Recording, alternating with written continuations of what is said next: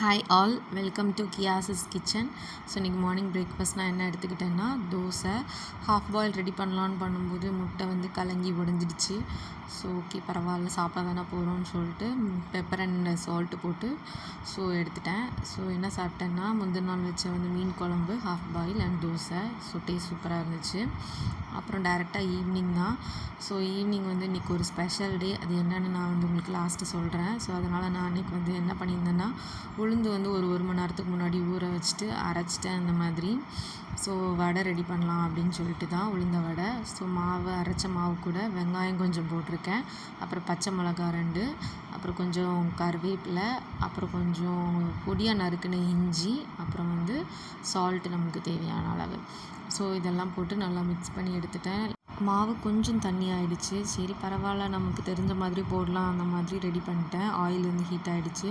So வடை ready ஆகிடுச்சு. சில shape வந்து கரெக்டாக ஆகிடுச்சு, சிலது வந்து கொஞ்சம் ஒரு மாதிரி ஆகிடுச்சு. சரி பரவாயில்ல, சாப்பிட தானே போகிறோன்னு சொல்லி அட்ஜஸ்ட் பண்ணியாச்சு. சைட் பை சைடு வந்து சட்னி ரெடி பண்ணிட்டேன் அண்ட் ஆல்சோ டீயும் வச்சுட்டேன். ஸோ ஈவினிங் வந்து நானே ஹஸ்பண்டும் இதான் சாப்பிட்டோம். ரொம்பவே டேஸ்ட்டாக இருந்துச்சு.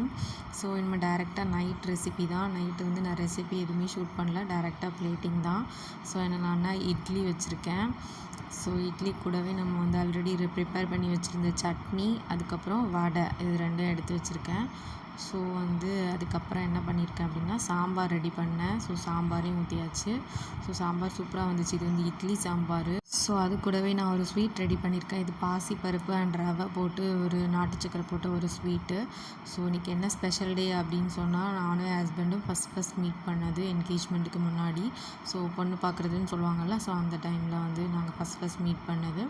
ஸோ அந்த ஸ்பெஷல் டேக்காக நைட் டின்னர் நான் அதை ரெடி பண்ணியிருக்கேன்.